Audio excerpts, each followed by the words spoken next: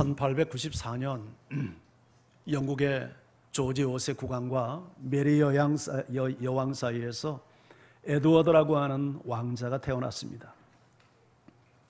이 왕자는 영국 왕위를 이어갈 계승해야 될 사람이기 때문에 엄격한 규제된 삶을 살아야 했고 12살에 해군 사관학교에 들어가서 훈련을 받고 옥스퍼드 대학을 공부했습니다. 그리고 1911년 그해 나이 17살 때 황태자로 임명을 받습니다.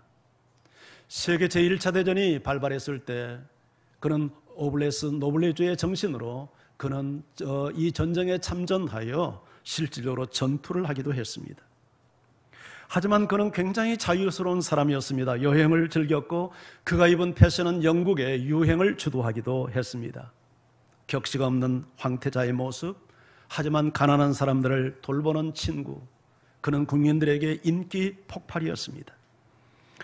1931년 그는 여행 중 윌리스 심프슨이라고 하는 미국 한 여인을 만나게 되어 그만 사랑에 빠지고 맙니다. 그녀는 밝은 성격에다가 정치에서 예술에게까지 폭넓은 다양한 지식을 가진 박식한 여인이요 매우 총명스러운 여성이었습니다. 하지만 심프슨은 한 번 이혼한 경력이 있었고 그리고 또 현재도 한 남편의 아내로서 두 사람은 이루어질 수 없는 사랑의 관계였습니다. 그런데 이 두 사람은 단순한 로맨스를 뛰어넘어 깊은 사랑에 빠져들고 있었습니다.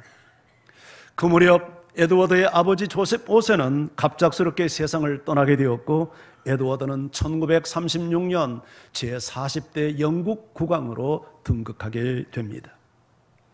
국왕이 된 에드워드는 심프슨과의 결혼을 서둘렀습니다. 왜냐하면 가정을 가져야 국왕으로서 국무에 전념할 수 있다고 믿었기 때문입니다.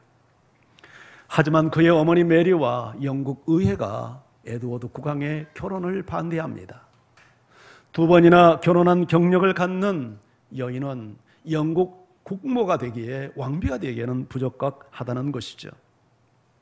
고민에 빠진 에드워드, 그는 얼마 후에 영국 BBC 방송 앞에 나와서 자신의 입장을 국민들에게 발표했습니다. 존경하는 국민 여러분, 저는 사랑하는 여인의 도움이 없이는 영국 국왕으로서의 의무를 성실하게 감당하는 일에 한계가 있다고 생각합니다. 그래서 죄송하지만 국왕의 자리를 내려놓겠습니다. 그는 놀랍게도 국왕의 자리를 내려놓고 사랑을 선택했습니다. 여기서 우리는 사랑의 위대한 힘을 봅니다. 그는 그 일 때문에 국외로 추방을 당했고 프랑스 한 외곽 이 시골 외곽 지역에서 심프슨과 왕실 누구도 참가하지 않는 상황에서 작고 소박한 결혼식을 영국 주교의 인도하에 드리게 됩니다. 에드워드 42살 그리고 윌리스 심프슨 40살 때 일어났던 일입니다. 사진 한번 보여주실까요?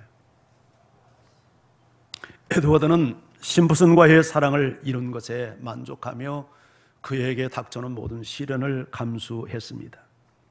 그리고 1972년 그의 부인 윌리스 심프슨보다 14년 먼저 세상을 떠나며 그는 이렇게 부인에게 고백했습니다. 나는 아무것도 후회하지 않았어.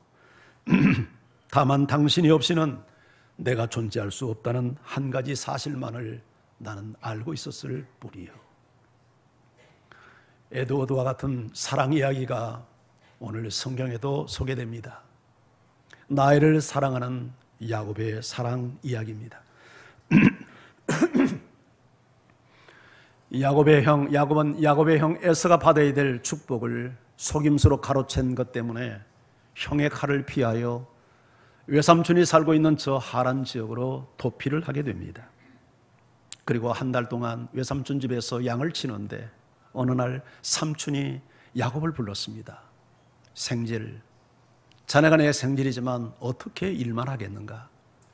어떻게 자네에게 보상을 하면 될지 품삯을 한번 정해보게.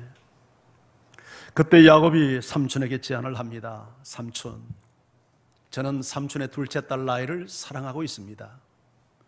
그 둘째 딸 라헬을 저에게 아내로 주시면 제가 7년 동안 삼촌을 위해서 봉사하겠습니다. 삼촌에게는 두 딸이 있었습니다. 언니 레아와 동생 라헬입니다. 언니 레아는 시력이 약했고 동생 라헬은 굉장한 미모의 여인이었습니다.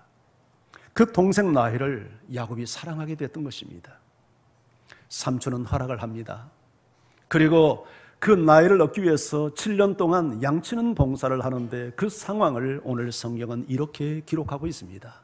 우리 20절 성경을 같이 읽죠. 시작.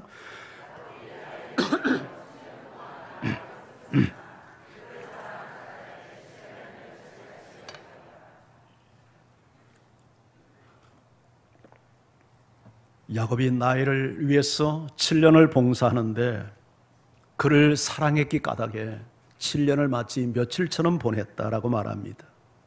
사랑의 위대한 힘입니다. 여러분, 사랑의 힘은 국왕의 자리도 버릴 수 있게 만들고요, 7년 세월을 7일처럼 여기게 만드는 힘이 사랑의 힘입니다.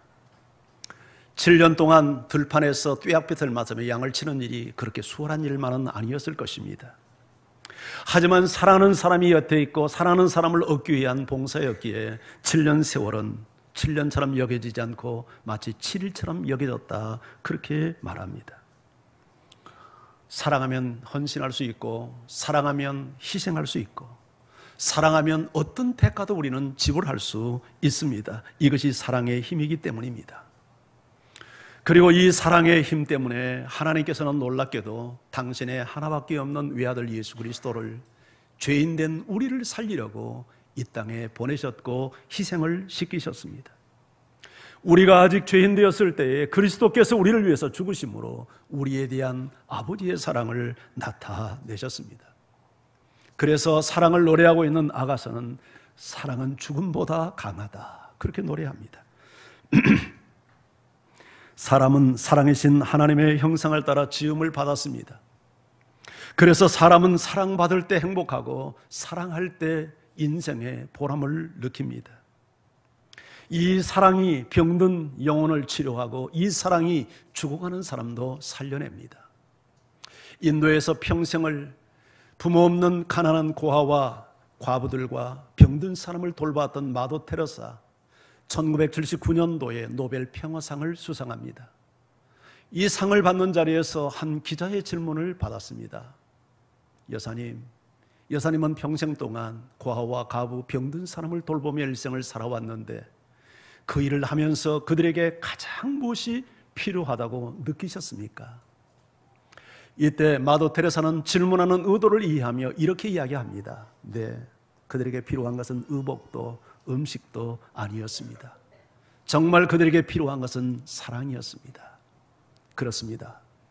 부모 없는 그 어린 고아들, 먹을 것이 없는 가난한 사람들, 병든 사람들, 그들에게 필요한 것은 음식이나 의복이 아니었고 그들에게 필요한 것은 사랑이었습니다. 성경은 사랑의 중요성을 이렇게 말합니다. 사람이 사람의 방언을 하고 천사의 방언을 말을 한다 할지라도 사랑이 없으면 그것은 울리는 구리요 울리는 괭가리와 같다, 그렇게 말합니다. 우리에게 예언하는 능력이 있어서 모든 비밀과 모든 지식을 안다 해도 또 산을 옮길 만한 믿음의 능력이 있다 해도 사랑이 없다면 그것은 아무것도 아니에요. 내게 있는 모든 것으로 구제하고 심지어 내 몸을 불사르게 내어준다 할지라도 사랑이 없다면 아무 유익도 없느니라. 그런즉 사랑, 믿음, 소망, 사랑, 이 세 가지는 항상 있을 것인데 그 중에 제일은 사랑이라, 그렇게 말씀을 합니다. 이런 하나님의 사랑을 체험한 사람들에게 나타나는 세 가지 현상이 나타납니다. 그 첫 번째, 하나님을 향하여 예배하게 됩니다. 예배는 하나님의 사랑을 받은 사람들의 자연 발생적인 반응입니다. 그리고 예배는 하나님을 하나님으로 인정하고 대우하고 존중하는 고백입니다. 아니, 이 예배는 인간의 존재 목적이기도 합니다. 하나님은 예배를 받으시기 위해서 우리 인간을 지으셨습니다. 그래서 예배가 살면 인생이 살고 신앙이 살고 예배가 죽으면 신앙이 죽고 인생이 죽는 것을 우리가 경험합니다. 성령의 불을 받고 하나님의 사랑을 깨달았던 초대교회의 성도들은 그래서 매일같이 날마다 성전에 모여 하나님 예배하기를 힘썼고 그들은 집에서 모여 예배하며 서로 사랑과 선행을 격려했습니다. 그리고 매일같이 예배하는 이 예배 환경을 통해서 매일 구원받는 무리가 증가되어 갔습니다. 우리는 예배를 통해서 하나님께 영광을 돌리고 이 예배를 통해서 하나님께 우리의 사랑을 고백합니다. 사랑하는 성도 여러분, 예배는 결코 종교의식이나 신앙의 의무가 아닙니다. 이것은 사랑의 고백이요 하나님을 향한 생명의 교제여야 합니다. 여러분의 예배가 그렇게 회복되기를 축복합니다. 예배 자리를 지키는 것으로 만족하지 말고 이 시간을 통해서 하나님과 사랑의 교제를 나누고 생명의 교제를 나누는 은혜의 시간이 되기를 축복합니다. 하나님께서 애굽에서 고통받는 이스라엘 백성들을 구해내면서 모세로 하여금 바로 왕에게 이렇게 전하라고 말합니다. 내 백성을 보내라. 그들이 나를 예배하리라. 하나님은 당신의 백성을 예배자로 세우기 위해서 애굽에서 건져내기를 원했던 것입니다. 시내산에 도착하여 제일 먼저 그들에게 주었던 메시지가 하나님을 예배하도록 성막 하나님이 집 예배하는 집을 지으도록 명령했고, 그리고 예배하는 삶을 살도록 두 번째 십계명의 말씀을 주었던 것입니다. 이어지는 내일기서는 전체가 예배의 책입니다. 어떻게 하나님을 예배할 건가? 여러 가지 제사 이야기를 합니다. 그리고 어떻게 예배자의 삶을 살 건가? 거룩을 요구합니다. 예배는 하나님의 자녀되고 하나님의 사랑을 체험한 사람들이 하나님을 하나님으로 인정하고 대우하는 가장 기본적인 고백이요 태도인 것입니다. 저는 여러분의 예배가 감동과 어떤 생명력을 잃어버린 어떤 의무행위, 종교행위가 아니라 정말 사랑하는 연인을 만나 가슴 설레는 마음으로 데이트를 나누는 이런 사랑의 고백이 되고 이런 생명의 교제가 되기를 주의 이름으로 축원합니다. 찬송할 때 입 열지 않고 찬송하지 않는 성도가 없기를 바라요. 영으로 찬양하고 마음으로 찬양하고 여러분의 영과 하나님이 교제하는 시간이 되기를 바랍니다. 기도할 때 영으로 기도하고 마음으로 기도하기를 바랍니다. 대표 기도할 때 아멘으로 함께 동참하기를 바랍니다. 말씀을 들을 때 영으로 말씀 받고 마음으로 말씀 받는 여러분 되기를 바랍니다. 여러분, 이러한 예배가 살아있는 예배가 되기 위해서 내 영이 하나님을 사랑할 수 있도록 도와달라고 기도하는 여러분 되기를 주의 이름으로 축원합니다. 혹시 첫사랑을 잃어버렸습니까? 위기입니다. 에베소 교회가 하나님에 대한 첫사랑을 잃어버렸을 때 내가 너에게서 촛대를 옮기겠다고 경고했습니다. 내 마음속에 싸늘하게 하나님에 대한 사랑이 식었다면 생명을 잃고 있는 것입니다. 이건 위기입니다. 첫사랑을 회복시켜달라고 기도하는 여러분 되기를 바랍니다. 사랑이 회복되면 예배가 살아납니다. 예배가 생명이 됩니다. 예배가 사랑의 교제, 데이트가 되는 것입니다. 무엇이 하나님과 나와의 사랑을 가로막을까요? 죄가 가로막습니다. 죄는 하나님과 나 사이를 분리시켜 놓습니다. 여러분, 죄라고 하는 것은 하나님보다 사랑하는 모든 것들인데 우리 마음속에 세상과 세상에 있는 것들을 사랑하면 우리 마음에 하나님에 대한 사랑이 사라져버립니다. 그래서 세상에 있는 것들, 육신의 정욕과 안목의 정욕과 이생의 자랑을 사랑하지 말아라. 너희가 이 세상에 있는 것들을 사랑하면 하나님의 사랑이 너희 속에 있지 아니하나니. 여러분, 하나님의 사랑을 여러분 가로막는 것이 세상에 대한 사랑입니다. 여러분들의 마음속에 죄를 사랑하고 있다면 이 시간 하나님 앞에서 회개하고 청산하는 역사가 있기를 주님의 이름으로 축원합니다. 그럴 때 예배가 삽니다. 하나님과 나 사이에 막힌담이 사라질 때 찬양이 살고 기도가 살고 예배가 살고 예배에 대한 그리움이 생기고 예배가 감격스럽고 예배가 살면 우리 인생이 살고 신앙이 사는 놀라운 역사가 일어나게 되는 것입니다. 그리고 또 하나, 하나님의 사랑을 내 안에서 식어지게 하는 요인 중에 하나가 하나님과의 친밀한 만남이 멀어지고 있기 때문입니다. 여러분, 아무리 친한 사람도 교제가 사라지면 거리감이 생깁니다. 그러나 아무리 낯선 이웃도 자주 만나 교제하면 친밀해집니다. 요새는 통신과 교통이 발달해서 사랑하는 사람들이 늘 자주 만납니다. 이게 만남에 전혀 제약이 없잖아요. 만나고 싶으면 언제든지 달려가서 만날 수 있는 환경인데 옛날에는 그렇지 못했습니다. 그래서 사랑하는 사람들이 주로 이 편지를 통해서 사랑의 마음을 주고받았어요. 두 남녀가 그렇게 멀리 떨어진 곳에서 편지를 통해서 사랑을 주고받는데 결혼을 누구하고 했냐면 그 편지를 날라다 주는 우체부 총각하고 결국 결혼을 하고 말았어요. 만나야 돼요. 만나야 정이 들고 만나야 서로 고백이 되지. 이게 안 만나게 되면 거리감이 생겨요. 여러분들이 신앙생활을 하면서 날마다 매 순간 매일 하나님을 만나는 경건의 시간이 있기를 원합니다. 그래야 하나님의 사랑이 불타오르고 그래야 예배가 살아나게 되는 것입니다. 두 번째는요, 하나님을 사랑하게 되면 하나님에 대한 섬김이 나타납니다. 여러분, 우리 성경에 마리아가 값비싼 옥합, 노동자들이 1년 동안 모아야 살 수 있는 그 고가의 여러분 그 옥합을 깨트려서 예수님의 발에 부었잖아요. 얼마나 비싼 그게 향유였던지 주변 사람들이 화를 낼 정도로. 그런데 이렇게 값비싼 향유를 어떻게 마리아가 부을 수 있었을까? 이유는 하나예요. 사랑했기 때문이에요. 특별히 마리아와 마르다, 나사로 가정은 예수님의 사랑받는 가정이었고, 또 오빠 나사로가 죽었다가 예수님이 살려주신 이런 정말 특별한 하나님의 은혜를 체험한 가정이기 때문에 예수님에게 드리는 것이 어떤 아까움도 인색함도 있을 수 없죠. 자기의 모든 것을 쏟는 거죠. 그런데 하나님은 영이셔요. 어떻게 우리가 하나님을 섬겨요? 하나님을 섬기는 구체적인 방법이 형제를 섬기고 교회를 섬기는 거 아니에요. 그래서 하나님을 사랑하는 자는 형제를 사랑해라. 우리가 하나님을 사랑하는 방법이 형제를 사랑하는 거예요. 할렐루야. 여러분의 마음속에 형제 사랑의 마음이 있기를 원합니다. 그래서 형제를 섬기고 필요를 채우고, 초대교회가 성령 받고 하나님을 사랑하게 되니까 어떻게 반응했던가요? 자기들의 재산과 소유를 팔아서 형제들의 필요를 채웁니다. 이게 하나님 사랑하는 모습 아니에요? 물건을 서로 통용하며 그 누구도 이 물건을 제 것이라고 주장하는 사람이 없었어요. 형제가 원하면 내놓았어요. 이게 하나님 사랑하는 초대교회의 모습이었어요. 저는 우리 성현교회가 이렇게 하나님을 사랑하기에 형제끼리 서로 먼저 섬기는 여러분 되기를 바랍니다. 교회에 오셔서 우리가 수직적으로 하나님을 예배하기 위해서 왔지만 동시에 형제끼리 섬기기 위해서 오셨어요. 예배 마치고 여러분 좌우에 눈길 한번 주지 않고 손살같이 집에 가려고 너무 이렇게 바쁘게 교회당 나가지 마세요. 우리가 옆 사람 얼마나 소중한 귀혜들입니까? 옆에 내 자리 곁에 앉아주는 것만도 나를 섬기는 것 아닙니까? 따뜻하게 눈길을 주고 가서 손잡아주고 친절을 베풀고 내가 먼저 미소 짓고 그리고 격려해주고, 여러분 이런 따뜻한 교회를 만들어갈 때 사람들이 이 교회에 적응하게 되고, 이 교회에 넘치는 사랑의 섬김은 식물이 자라는 온도와 같습니다. 내가 이 교회에 처음 왔는데 누구 하나 와서 아는 체 한번 하지 않아보세요.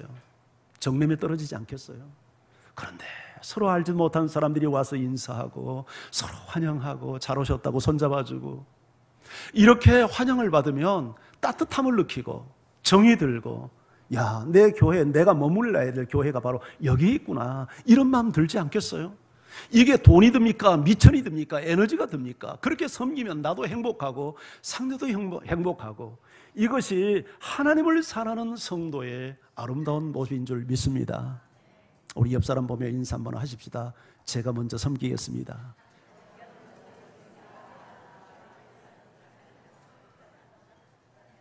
여러분 꼭 그렇게 하시기를 바랍니다. 꼭 그렇게 하세요. 이게 하나님 사랑하는 교회의 아름다운 모습이에요. 마지막 세 번째는요, 하나님을 사랑하면 하나님의 사랑을 증거하게 됩니다. 하나님의 사랑을 증거하게 돼요. 여러분, 하나님의 사랑을 만난 사람들은요, 인생이 반드시 변화됩니다. 예수 그리스도가 이 세상에 왜 오셨습니까? 사람들은 예수님을 4대 성인이라고 얘기합니다. 종교의 창시자라고 얘기합니다. 위대한 스승이라고 얘기합니다. 여러분, 거짓말입니다. 그건 예수의 모습이 진짜 모습이 아닙니다. 예수님은 우리의 셀비어 구원자로 오셨습니다. 예수를 만나면 그래서 다 인생이 구원됩니다.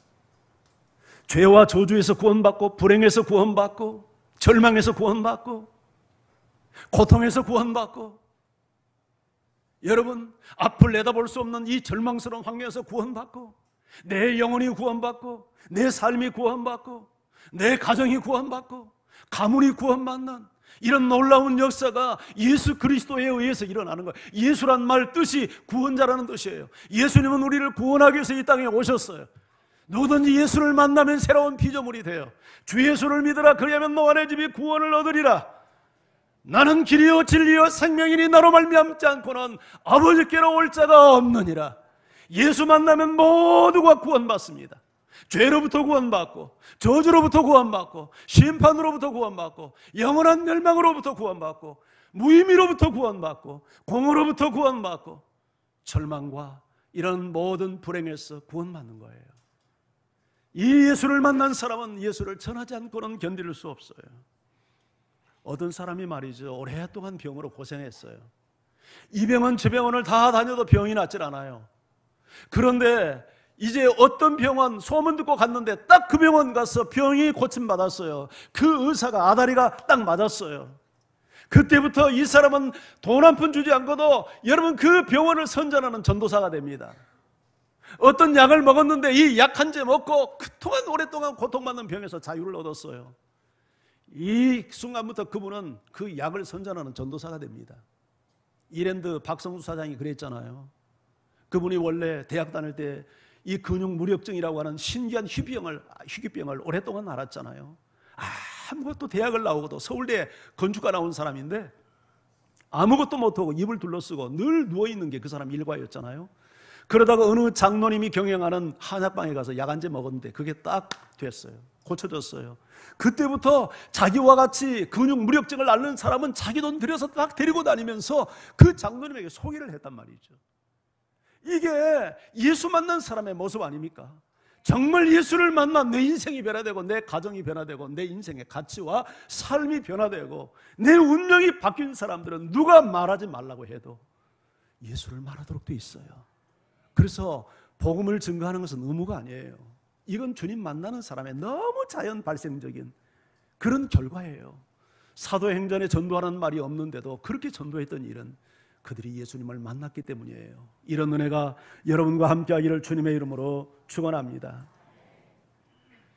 근데 우리 전도하자고 하면 마음이 무겁죠? 그죠? 아멘? 아멘. 심란해요. 아이고 걱정스러워요.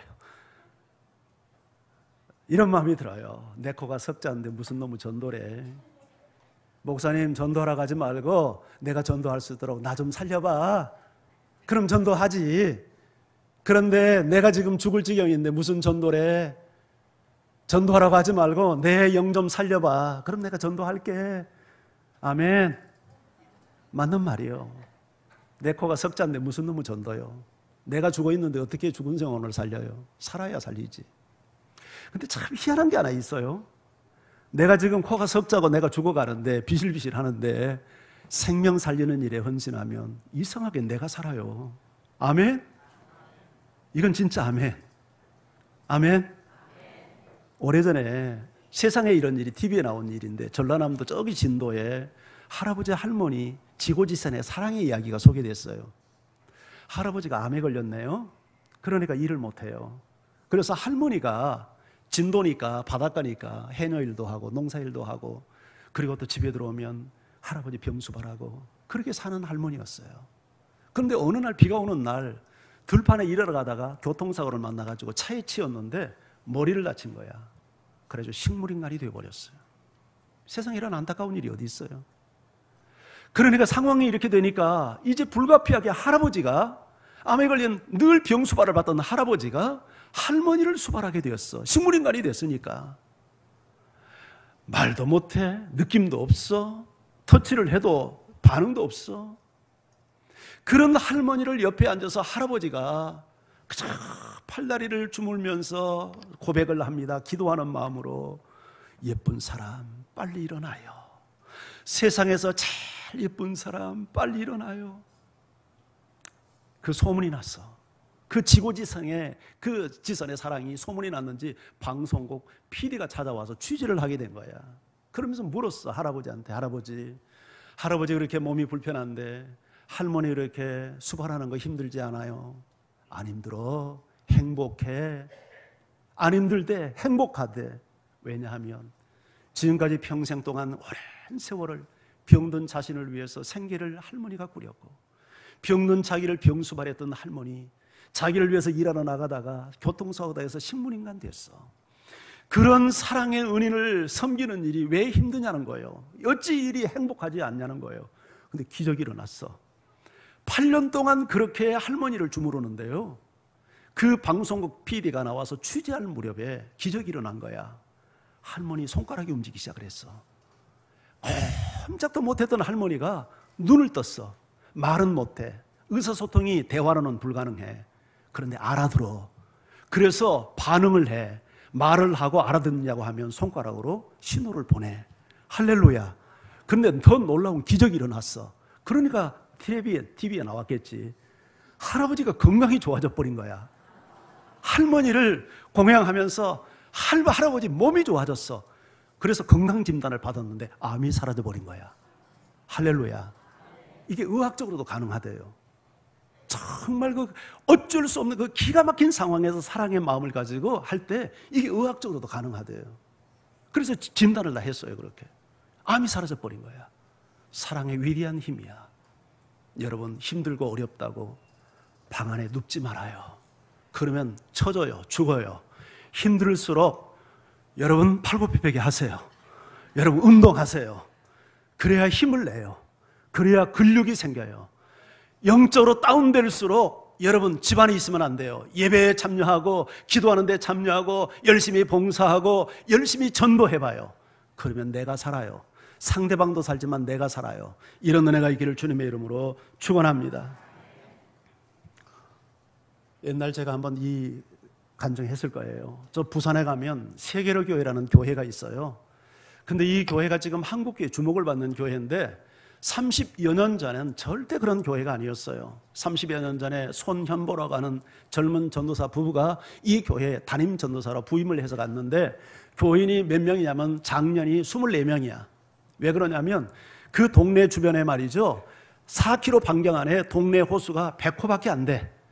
부산 광역시로 지금은 주소가 되어 있는데 부산에서 변두리에서도 12km가 떨어져 있으니까 부산이 아니야. 그냥 말만 부산이지. 시골 어촌 마을이야. 그런데 24명이 모이는 이 교회에 전도사가 이제 부임을 해서 가자마자 남전도회를 하는데, 남전도회가 8명이 모여서 남전도회를 하는데 회장이 나와가지고 이런 말을 하더래. 여러분, 우리 개가 잘 자라고 있습니다. 그래, 너무 이상한 말이어서 남전도회 회장이. 그래서 끝나고 물었대. 아니, 우리 개가 잘 자란다는 말이 무슨 말입니까? 그런데 이 교회 남전도회가 1년에 큰 행사를 한 번씩 하는데 여름 야유회를 가는 거야. 근데 야유회 가서 보신탕 끓여 먹을 개가 잘 자라고 있다는 거예요. 그게 1년 남전도회, 그게 계획이야. 다음 주에 여전도회가 열렸어. 12명이 모였더래. 남전도회보다 4명이 더 모인 거야. 그런데 휘임 부르고 이제 회계 보고 나오는데 전라남도 보성에서 미역을 갖다 팔았대. 회금 자금 모으려고. 그런데 한 달이 지나도록 아직도 이 외상값을 안 갚으니까 외상값 갚으라고 호명을 했어. 그랬더니 한 사람이 탁 치고 일어나더니 그걸 공개적으로 호명을 하면 어떠냐고 옥신각신하다가 싸움이 붙었어. 그걸 바라보고 있는 전도사의 마음속에 가슴이 철렁 내려앉으면서 이게 교회인가? 이게 교회인가? 그래서 그 다음 주에 설교를 했답니다. 남전도회는 1년에 한 번씩 야유회 가서 개 잡아먹는 것이 남전도회가 아니고, 여전도회는 미역 팔아서 자금 모으는 것이 여전도회가 아니라 문자 그대로 전도하는 것이 남전도회, 여전도회입니다. 우리 교회는 전도하는 교회 됩시다. 매주 화요일 날 전도하는 날로 선포합니다. 전도하실 분은 나오세요. 몇 명 나왔을까? 한 명도 안 나왔어. 그래서 전도사님 부부가 전도했대. 4km 반경후에 100호. 자기 교인들 빼고 전도하려고 하니까 한 달도 못 가서 전도가 바닥이 나더래. 그래서 4km 넘어서 5km, 6km, 7km 차를 타고 다니면서 전도하기 시작을 했어. 그러다 보니까 한 2달째 하니까 할머니 집사님 2분이 전도대에 참석을 했어. 그러면서 우리도 미안했던지 전도하겠다고 차를 태우고 가는데 뒤에서 궁시렁궁시렁 하더래. 왜 이렇게 멀리 가냐. 그래서 어디까지 간다고 그랬더니 보소 거기서 전도해서 여기까지 오겠습니까? 하면서 큰 항의를 하더래. 그럼에도 불구하고 전도를 계속했는데 기적이 일어났어. 그 시골 어촌마을 작은 교회에 하나님께서 매주마다 새신자를 보낸 거야. 기적이 또 일어났어. 수십 년 동안 그린벨트 지역에서 창고 하나 못 졌대. 그런데 하나님께서요, 그린벨트 해제시켜서 수천 세대 아파트를 교회 근처에 세운 거야. 여러분, 1년에 세례 주는 교인이 1000명이 넘어. 세례를 주는 교인이면 전도해서 전부 다 생동히 전도해서 구원시킨 숫자라는 얘기 아니에요? 이동 교인이 아니고 다른 교회에 있다가 소문 듣고 온 교인이 아니라 전도해서 1년에 1000명씩 세례를 주는 교회. 몇 년 전에 건축을 했는데 그 시골 어촌 마을에 7000명이 들어가는 대형 교회를 지었어요. 한번 보여줘 보세요. 예, 저 정력이 지금 다 저 사진에 나와 있질 않아요. 7000명이 들어가는 교회. 여러분, 이게 진짜 교회 모습 아닙니까? 이 목사님이 지금 손현범 목사님인데요, 전국교회에 전도 강사로 다니면서 이분의 메시지는 딱 하나예요. 전도하는 교회에 하나님이 영혼 붙여준다는 거예요. 전도 안 하면 새신자도 안 와. 그저 오다 가다 오는 교인도 없어. 그런데 전도하는 교회는 하나님께서 계속해서 영혼을 품고 영혼을 사랑하니까 그런 교회 영혼을 맡겨요. 저는 우리 교회가 세계로 교회와 같은 이런 교회 되기를 주님의 이름으로 축원합니다. 여러분, 정말 전도가 얼마나 소중한가. 오늘 제가 이 간증이 좀 많아요. 제가 간증 하나 더 할게요. 저기 상계동에 가면은 노원 순복음교회가 있어요. 노원 순복음교회 남승우 이 집사님의 간증인데, 원래 이 집사님은 경상남도 김해에서 살면서 돼지 사육을 했대요. 그런데 어느 해 그 낙동강 상류 지역에 그 수질 오염이 된다고 이게 이제 민원이 들어가가지고 정부에서 그 돼지 사육 그 막사를 옮기도록 조치를 해서 폐쇄를 시켰어. 그리고는 그 폐쇄한 보상금을 준 돈을 가지고 돼지 사육을 더 이상 하지 않고 그 돈을 가지고 부산으로 이사를 갔어. 부산에 가가지고 뭐를 했냐면 경마장에 다니면서 도박을 한 거예요. 오락장에 다니면서 도박하고 이분이 도박에 빠졌어요. 그러다가 자기 부인이 교통사고로 세상을 떠나면서 부산을 떠나가지고 서울로 올라왔어. 그래서 노원구에 이사를 간 거예요. 그런데 여기 와서도 계속 경마장에 다니면서 도박을 했어요. 그런데 제법 돈도 벌기도 하고 잃기도 하고 했는데 돈을 좀 수입성이 있었던가 봐요. 이 도박을 오래 하다 보니까 이제 이것도 기술이 생기고 이제 실력이 생겨가지고 돈을 좀 벌었대. 그러다가 이분이 심근경색으로 갑자기 쓰러져 버렸어요. 그래가지고 119에 실려갔는데 서울대병원에 가가지고 40일 만에 퇴원을 해서 집에 오게 된 거예요. 혼자 있는 집이죠. 부인도 없는 집. 그런데 자기 집에 들어오는데 자기 집 현관문에 전도지 한 장이 꽂혀 있더래. 평상시 같으면 집어서 쓰레기통에 집어넣었을 텐데 그날 웬일이었는지 그 전도지를 자기 호주머니에 집어넣었대. 그리고 며칠이 지나서 몸이 좀 회복된 다음에 자기 하는 일이 그거니까 경마장에 가려고 주일날 아침에 집에서 이제 옷을 입고 나가서 지하철을 탔는데 가다 보니까 반대 방향으로 지하철을 탔더래. 그래서 몇 정거장 가다가 다시 정상적인 방향으로 가려고 지하철을 내린 거야. 지하철을 내려가지고 지하철을 기다리는 시간에 호주머니에 넣었는데 종이가 잡히니까 이게 뭐자고 꺼내봤는데 이게 전도지였던 거야. 위치를 보니까 지하철역에서 걸어서 갈 수 있는 거리에 있더래. 이게 성령의 역사였겠죠? 오늘은 교회나 한번 가볼까? 오늘은 교회나 한번 가볼까? 생전 교회 갈 생각을 하지 않았던 이 사람 마음속에 교회 가고 싶은 마음이 생겨서 무엇이 이끌리듯 지하철 계단을 올라와서 교회를 갔대. 그런데 가서 보니까요, 그날 목사님 설교가 자기의 한 사람을 위해서 준비하는 듯한 설교였대. 정말 모든 이야기가 다 자기 이야기고 눈물 콧물이 쏟아지는데 주체할 수 없도록 통곡하는 수준으로 울면서 설교를 들었대. 그리고 몸이 불덩어리가 되는 것처럼 성령의 불이 임한 거야. 몸이 불덩이가 되는 것처럼 그렇게 뜨거워지면서 그때부터 예배를 참석하는데 주일 낮 시간, 주일 밤 시간, 수요 예배 시간, 금요 예배 시간, 할렐루야, 할렐루야. 주일 낮 시간, 주일 밤 시간, 수요 밤 시간, 금요 밤 시간, 모든 예배는 다 참석하면서 은혜를 사모했어요. 누군가 이름도 모르는 한 사람이 그 집 현관에 꽂혀놓은 전도지가 일으킨 기적이었어요. 그분은 그 은혜를 체험했기 때문에 이제는 자기가 또 다른 사람을 전도하기 위해서 전도자가 되었답니다. 노은 순복음교회 남승우 집사님의 간증이었어요. 여러분, 이런 역사가 우리 교회에도 일어나기를 주의 이름으로 축원합니다. 우리가 실질적으로 길거리 나가서 전도지 돌리는 거 쉽지 않죠. 왜냐하면 거절하는 사람이 많다 보니까 거절당을 당할 때 상당히 위축당해요. 그래서 요새는 전도지에다가 거기다가 미끼를 붙이잖아요. 거기다 휴지도 붙이고 사탕도 붙이고 또 붙이고 해서 이렇게 줘요. 근데 그건 성경적인 방법은 아니라고 봐요. 여러분, 누가 전도지를 받냐면 예비된 영혼이 받아요.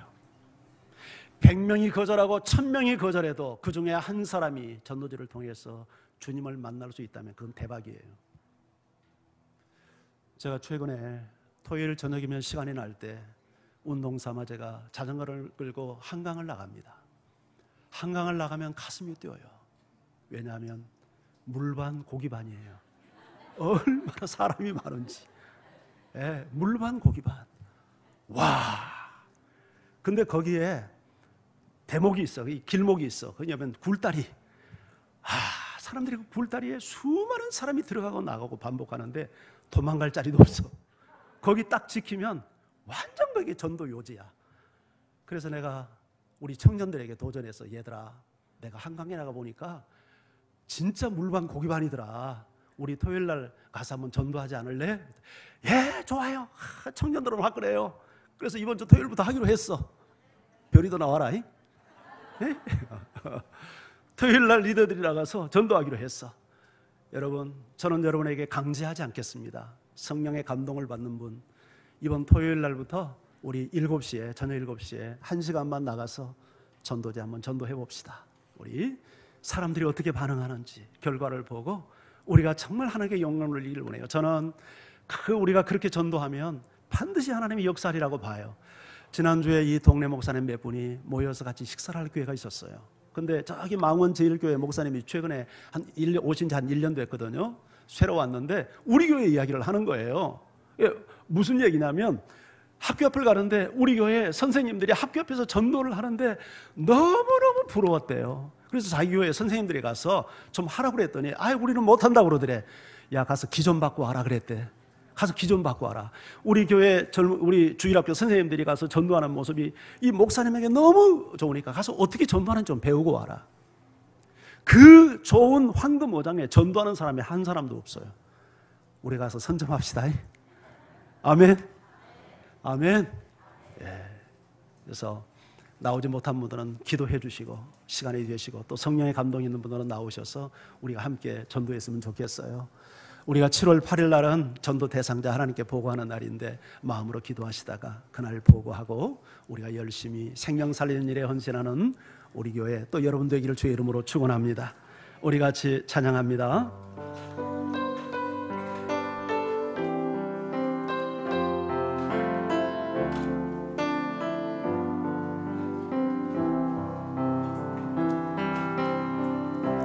매일 스치는 사람들 내게 무얼 원하나 공허한 그 눈빛은 무엇으로 채우나 모두 자기 고통과 두려움 가득 감춰진 울음소리 주는 부르시네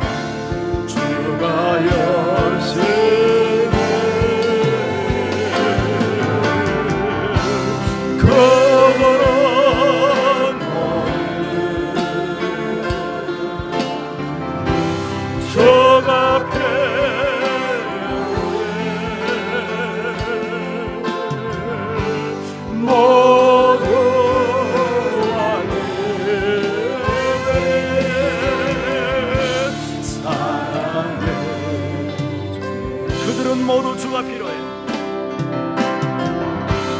그들은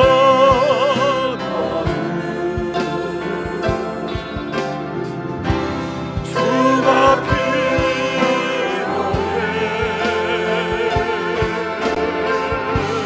깨지고 사랑하여 주가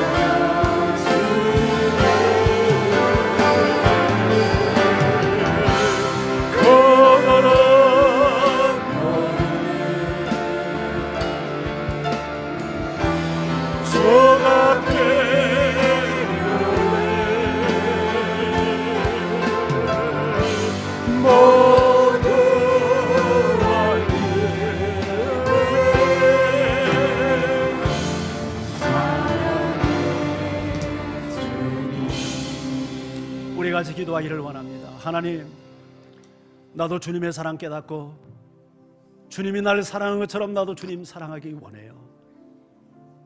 사랑에 빠진 야곱, 사랑하는 연인을 얻기 위하여 7년을 봉사했는데 7일처럼 여겼던 것처럼 내 마음의 사랑 때문에 내 예배가 살아나게 하시고 섬김이 살게 하시고 예수님의 사랑을 전하는 증거가 살아나는 내 삶이 되게 해달라고 다 같이 이 시간 기도하며 주님 앞에 함께 나갑니다. 하나님 아버지, 은혜와 사랑을 감사합니다.